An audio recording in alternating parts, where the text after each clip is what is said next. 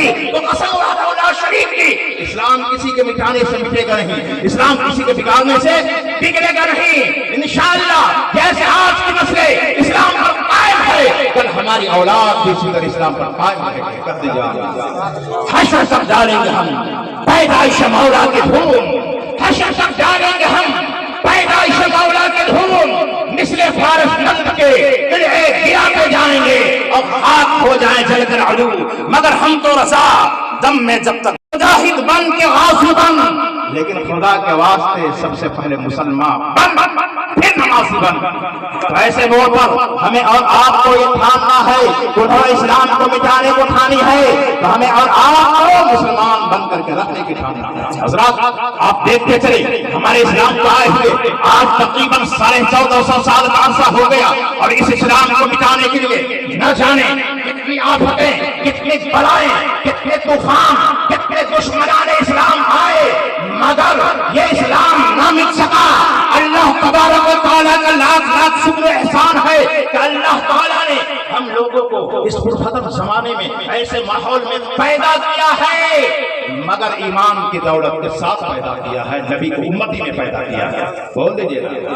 ایسا لگ رہا ہے نقیب اعظم ہندوستان صاحب کہ ان لوگ دیکھیے جاتے ہیں بڑے بڑے اسٹیج پہ، ہمارے نقیب اعظم ہندوستان بھی اور ہمارے مولانا زبیر احمد برکاتی صاحب بھی، میں یوٹیوب پہ ان کی تقریر سنتا ہوں، بڑی ہی فصاحت و بلاغت کی تقریر ہوتی ہے۔ آپ پوچھئے جاتے ہیں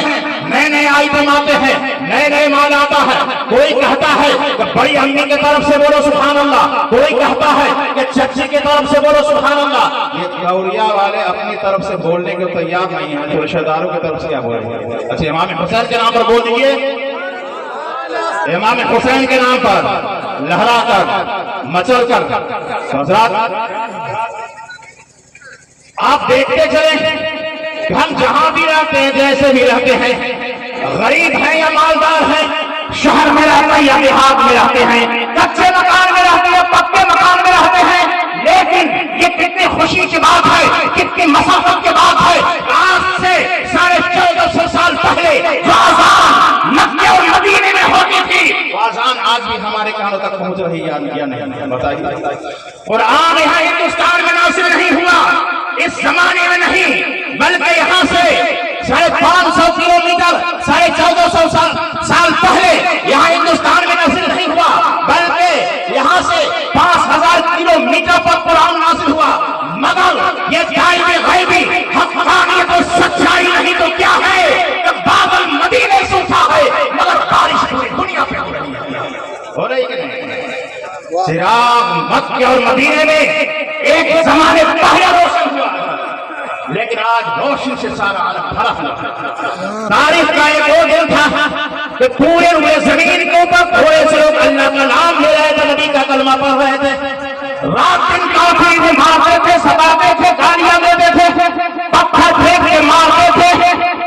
چادروں کو پھندے گلے میں ڈال کر جھٹکے لگاتے تھے۔ تاریخ کا ایک وہ دن تھا کہ پورے ہوئے زمین کے اوپر تھوڑے سے لوگ اللہ کا نام لے رہے تھے، مگر ایک آج کا دن ہے کہ پورے ہوئے زمین کے اوپر جہاں جہاں انسان رہتا ہے وہاں وہاں محمد مصطفیٰ کا غلام بھی رہتا ہے۔ بھر گئی پوری دنیا اسلام سے، ایسی بھر گئی کہ جہاں سے آپ گزریں گے کچھ دکھائی دے نہ دے، لیکن مسجدوں کے اونچے اونچے مینار ضرور دکھائی دے جائیں گے،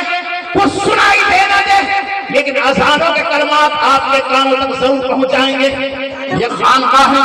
یہ مسجد ہے، یہ مدرسے، یہ جلسے جلوس کے محفلیں، یہ چہروں کے داڑھیاں، یہ سروں کے ٹوپیاں، یہ اذانوں کے پکار، یہ سحر و افطار کے جلوے لوگ کھل رہے ہیں، لیکن ذرا رمضان کا مہینہ آنے کو دو، یہ مسلمان کے ماحول کے رونق کے بہارے اللہ اکبر پوری دنیا کو پچھاتا ہوا، پوری دنیا کو پچھانے والا، اپنی شوقوں کو بڑھاتا ہوا، اسلام کا ابشارہ، اسلام کا جھرنا، اسلام کی بارش، اسلام کا ماحول، اسلام کا معاشرہ لوگوں کو کھل رہا ہے۔ لیکن انشاءاللہ اللہ نے توفیق دی تو قسم وحدہ لا شریک کی، اسلام کسی کے مٹانے سے مٹے گا نہیں، اسلام کسی کے بگاڑنے سے بگڑے گا نہیں۔ انشاءاللہ جیسے آج کے مسئلے اسلام پر قائم ہے، کل ہماری اولاد بھی اسی طرح اسلام پر قائم ہے۔ کر دیجیے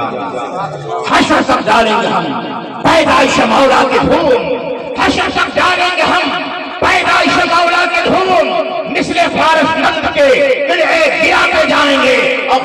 ہو جائیں جل کر علو، مگر ہم تو رضا دم میں جب تک